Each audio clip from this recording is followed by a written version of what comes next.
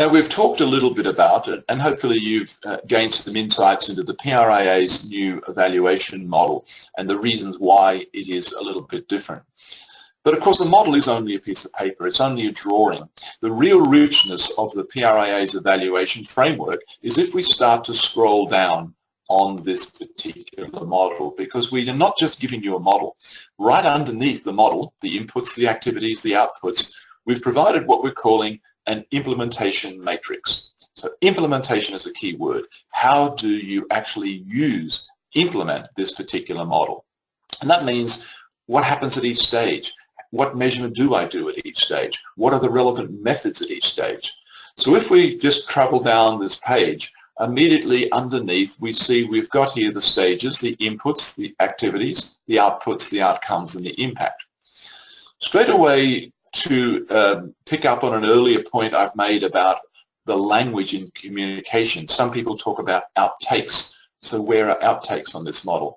What we've done here to make it compatible with other models, everyone agrees on inputs, activities, and outputs. Some use the term outtakes, and what we've shown here is that outcomes can be divided into short-term, medium-term, and long-term. And short-term outcomes are exactly the same thing as outtakes. Those initial things that audiences take out of our communication. Some people call them a short-term outcome, some call them an outtake. So this matrix, you're able to read it to apply to the AMIC framework or other models that use outtakes, or we've combined these two columns into outcomes. So what's in the implementation matrix? I won't go through all of it. It's designed to be used as a lookup table, a wall chart, put it in your folder at work, have it on your computer. But I'll quickly describe the main steps or the main pointers in it. The first thing we've done is right underneath those stages is provided a very simple definition. Because we do have people constantly say, well, what's an output? What's an outcome? What is the difference between a short-term and a medium-term outcome? Now, these are not always rigid definitions, but we've designed to make them simple. Inputs.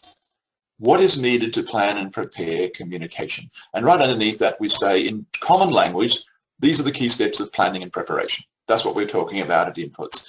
Activities, very simply, what is done to produce and implement communication? In the industry, we talk about production and distribution. So we're trying to align this to simple industry terms. That's probably fairly straightforward. As you get to outcomes, here's where it's important to look at the definition. What is put out and done that reaches and engages the target audience or target publics? There's some important words there, because clearly output is what we put out or what we do, such as an event. But it's not just anything. If we put out a lot of press releases and they don't get published or broadcast, if we have an event and no one comes, that's not really something we can claim as an output of our communication.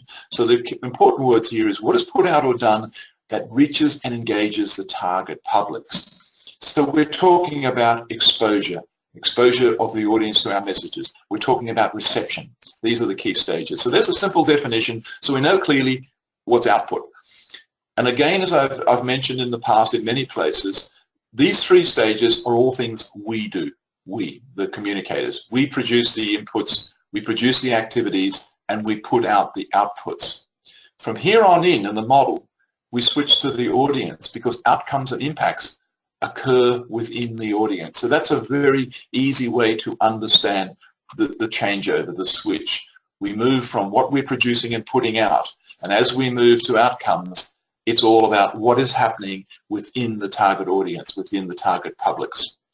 Another key way to remember this that emphasizes the importance of evaluation is that when we're producing inputs, when we're producing outputs, and when we're doing activities, and when we're producing outputs, we are a cost center.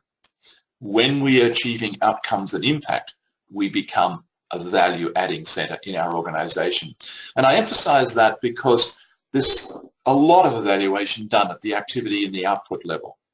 But actually where our industry needs to improve is we're not doing a lot of evaluation at the outcome or the impact level. We often can't prove that we achieved outcomes and impact in the way the organization is wanting to do to align to its goals and objectives. And therefore, we are living as a cost center and not able to prove we're a value-adding center. So to me, that is a fundamentally important reason that we must move left to right on this model to get to beyond measuring outputs and measuring outcomes. Outcomes definition, what the target audience takes out of our communication and their initial responses. Things like getting attention, that's sort of ground zero, 101 outcome or short-term outtake, getting their attention. If we don't get their attention, clearly nothing's going to happen. Creating awareness. As you move, and by the way, this matrix, as we move deeper, it gets more in-depth and more advanced. So attention is basic, awareness, understanding, learning if necessary, gaining interest, gaining engagement, getting consideration. You should be able to see a progression here of moving through the stages, because as we get to longer term outcomes, this is defined as what sustainable effects the communication is having. So we might get at the short term attention, we might even get some awareness, but people may then forget or do nothing. So at the longer term outcome, it's attitude change, it's satisfaction, it's trust, preference, intention, even advocacy. Now you might be asking, do I need to get all of these things? Of course not. These are examples of what you might be trying to achieve at those levels. If you're measuring how the audience receives information, you're at this stage, you're at reception, so you're measuring an output. But if you want to know what an outcome is, it's going to be things like attitude change or satisfaction or trust, intention, and so forth. Finally, as you move towards impact, we're seeing here that this is what results are achieved. The target, what results are caused in full or in part, and that's very important because other things may contribute to impact, but what results, downstream effects, are caused in full or in part by the communication. So the target audience's behavior, is it in line with objectives? Are we getting ROI, return on investment? Is there social or political change? Is there organizational change? And as you move down, this then links to the next stage where we've tried to give some examples of what we're talking about up here. So it's good to say organizational ROI or behavior change. What do we mean? So this is a very important step in the implementation matrix, because it's underneath each of these stages. You can simply look down and say, what are we talking about? Activities, for example, or formative input, formative research, budgeting, strategic planning. Activities, that's where we're writing the news releases, the brochures. We're doing media relations. It's an activity. We're designing things. We're producing websites or publications. We're planning an event. The outputs, you can very see, that is the publicity that's achieved, the advertising that's placed, the web content that's produced, the brochures, the newsletters, the videos. It goes on. We know these things very well. But remember, these are all costs when we're producing them. What we've got to do is get to the next columns. We might have produced the website, but are we getting visits? Are we getting page views? Are we getting video views? Are we getting social media discussion, comments? Are we getting registrations to join something, or subscriptions, or inquiries? This is the progression of the model. And then as you move even further across outcomes, are we getting positive reviews? Are we getting satisfaction levels, trust levels? Are people trialing our products or services? Are they joining? Are they forming strategic relationships? Are we opening up partnerships? When you get right to the impact side, the difference here is these are all communication outcomes, but here, this is the final impact on the organization or society. It's sales revenue, it's donations. It might be money donations, it could be donations of blood to the Red Cross. Are we getting compliance if we're a government organization, say reducing drink driving? Are we getting customer loyalty? Are we getting staff retention for an internal communication program? All the way through to social benefits like public health improvements, policy change if we're involved in public affairs work. So again, we're trying to show here, you don't get all of these, but there are examples of relevant things that would fit within each stage. Examples of what is an outcome, what is an impact for various types of campaigns. Finally, and very importantly, the main part of the evaluation matrix, implementation matrix, is we then give examples of actual metrics and milestones, and we use those two terms because metrics are numbers, and we often have numbers, but sometimes we don't. A partnership being formed is a milestone or an achievement, but it may not have a number. So that's why we've used the term metrics and milestones. Milestones, as you're moving down the road, are you passing key points that tell you you're on the right journey? This is very important because here's where most confusion occurs in evaluation. Practitioners will measure reach or recall, or they'll measure the volume of publicity. And often they will say, well, that's an outcome. What you do here is when you look up and you see number of media releases issued or number of interviews, these are activities. They're important, but they are just activities. The publicity we achieve, and audience reach, for example, is a measure of output. If we've reached a large audience, impressions, share of voice, even the tone and sentiment scores, these are very important metrics, but they are measures of outputs. So you're able to look at this matrix and say, the things I'm doing, where do they fit? Am I measuring outputs? Is all of my evaluation happening at this stage? Am I doing anything at later stages? And so when you look at the methods tell us how we do those. Reach is obtained by media metrics, web statistics, media monitoring, media content analysis, quantitative and qualitative. These are measures of outputs. When we get across to outcomes, again, we're simply listing examples of what the metrics are. So whereas reaching, for example, our audience, just reaching them is an example of exposure, recall is a short-term outcome because it's telling us that the audience can actually recall the message. Things like likes and follows and shares, these are useful metrics, but again, where we're putting them is under short-term outcomes or outtakes. It's very important to have likes and follows, but they don't necessarily mean that people are going to go on to buy a service or change their behavior.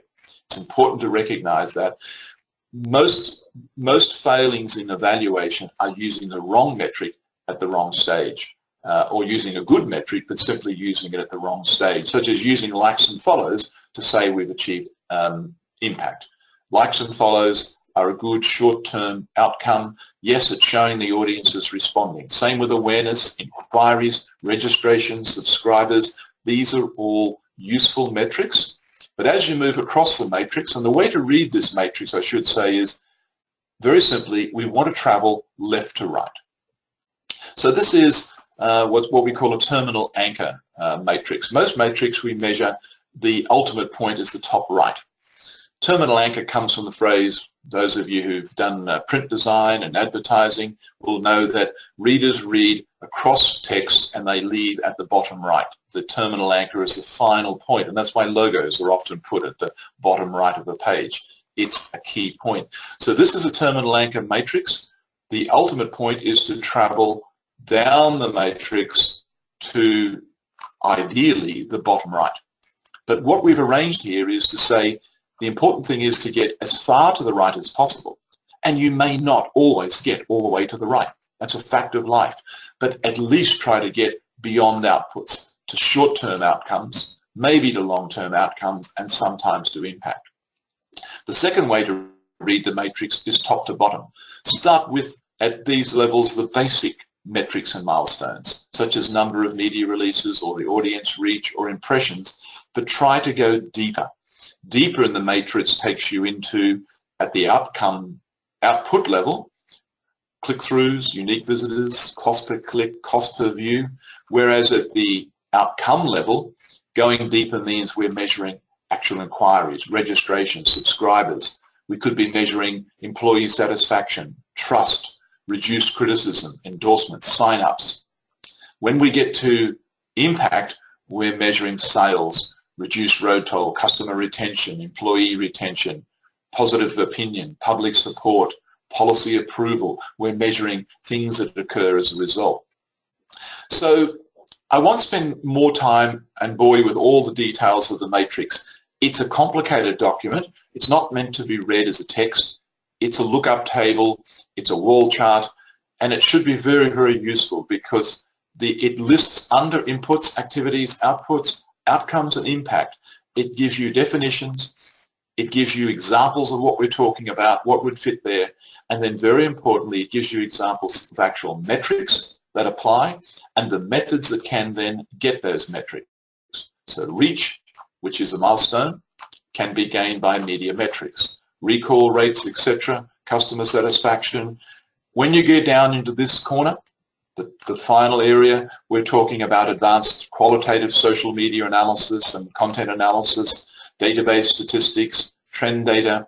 We're talking about surveys, interviews, focus groups, ethnography, maybe netnography, net promoter scores, and at a very advanced level, possibly market mix modeling, using data such as HR data or customer relationship data, cost-benefit analysis, ROI. These are the more advanced. So this corner, we're openly saying these are very advanced methods. Not every budget will allow them. Not every practitioner will be able to do them, but it gives us this graduated scale from basic and simple to very, very advanced. So very importantly to understand in summary that the PRIA evaluation framework is a model that has a number of unique features, particularly with its overlapping spheres, but then backing that up with a matrix that lists very specifically examples of those stages and the metrics that can apply, and then the methods that can be used to get those, to derive and generate those metrics. Behind all of this, finally, I wanted to say there is also a written set of guidelines, a number of pages of texts that repeat some of what I've said, but go into even more detail about questions such as, well, how do you set SMART objectives? Do you know, how do you know things are achievable, all the way through to definitions of ROI and some of those types of examples of metrics and methods. And so there is a detailed set of guidelines available. The matrix we think is critically important. And then finally remembering that there's a set of guidelines. This tells us the types of metrics we can do.